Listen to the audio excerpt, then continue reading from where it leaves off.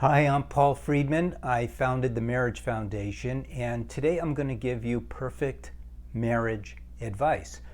Now, this isn't the same kind of advice you get from Uncle Ed or Aunt Sylvia, who have been married for 30 years and don't really get along all that well. This advice is coming from the studies that I've done and an understanding of what happens in most marriages that erodes them. That advice is really important. And then there's the other advice that you need, and that is the advice that you get that helps you build your marriage. Because a marriage is organic, it's living, and there's no such thing as sort of a neutral marriage. It's either moving forward or moving backwards. And moving forward is a hard concept for us to understand because we always think in terms of finite. We think in terms of mountains. Let's climb this mountain together, but you get to the top. Or let's think of it as a plant, and let's think, oh, it'll grow and grow and grow. But even the most enormous trees only get to a certain height. But a marriage is based on unconditional love. And this is something you need to really take in, absorb, and make it part of your thinking about your marriage. Because unconditional love is God's love. It is limitless. It has no boundary any more than God has a boundary, or that God's love has a boundary. When you get married, you're putting yourself in a very small area with only one person. And that person is there for you to cherish, to nurture, to love unconditionally. Unconditionally really means unconditional. It doesn't include any yeah buts.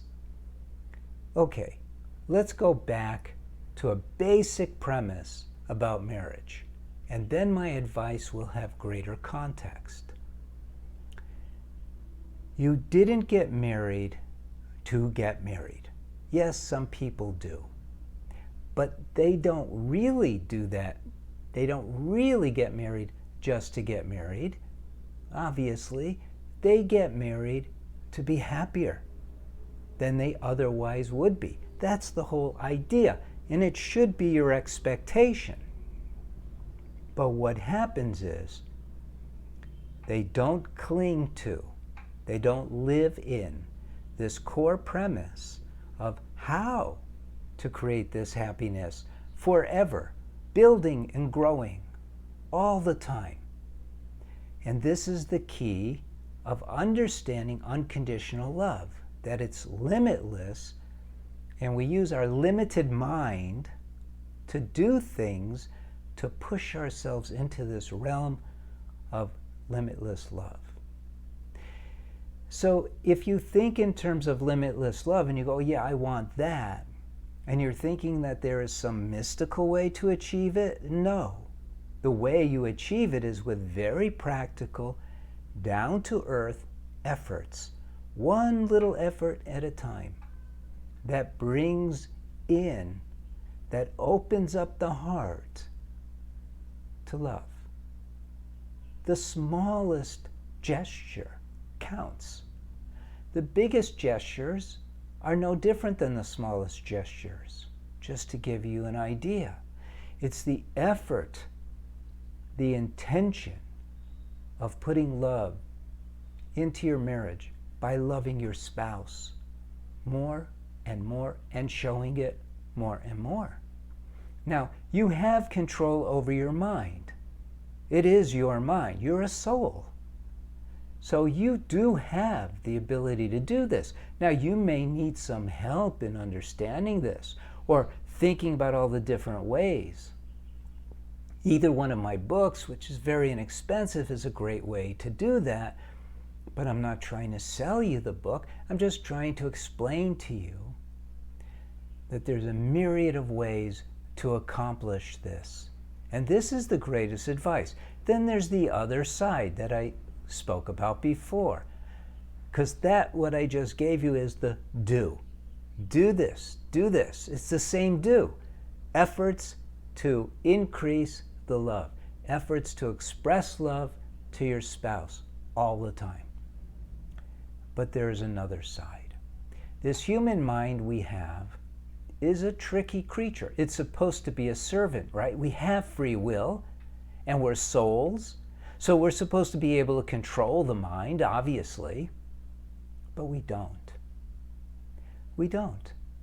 We literally turn all of our control over to two things: our habits